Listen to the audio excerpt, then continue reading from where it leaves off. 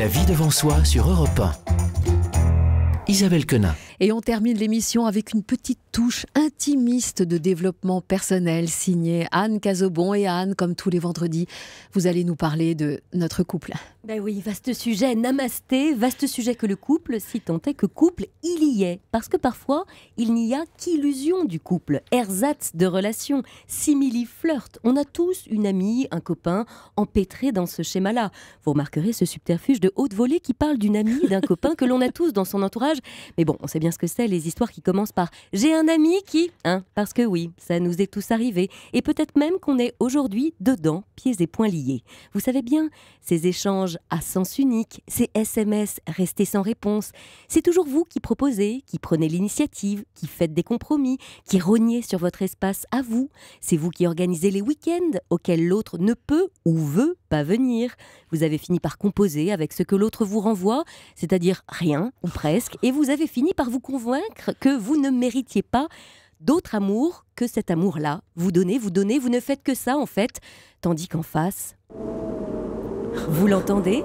Ça, c'est le bruit d'un amour qui n'est pas réciproque. Sauf que la loi de réciprocité régit la relation amoureuse. C'est même elle qui nous fait passer de l'échange au partage.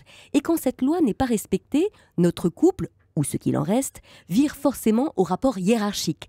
Ça peut prendre la forme d'une relation pédagogique, je vais le tirer vers le haut, ou tu comprends, elle n'a pas eu ça dans son enfance, alors je vais lui apprendre, avec la création d'un duo maître-élève.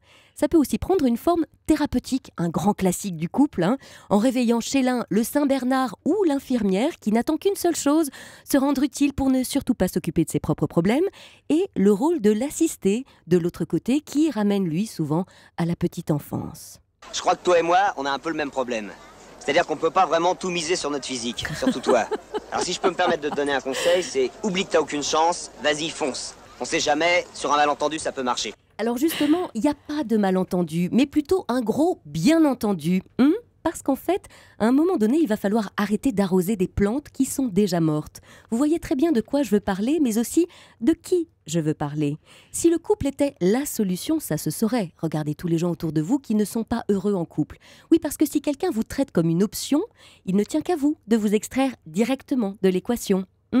Si le puits est à sec, il n'a pas d'eau pour vous. Et si le cœur est déshydraté, il n'a aucun amour à revendre non plus. Alors parfois, pour son propre salut, il faut simplement se rappeler que l'on mérite l'amour, le vrai, le solide, le plein, et que, comme le dit Aruna Lipschitz, un couple n'est pas une association à 50-50, parce qu'on a demandé l'avis du public, qu'il est d'accord avec nous, et qu'on a fait appel à une amie, moi en l'occurrence, pour vous dire que le couple, c'est une entreprise au capital de 200%, et que sans tomber dans le donnant-donnant, chacun, s'il investit sa relation à 100%, peut recevoir ses dividendes d'amour.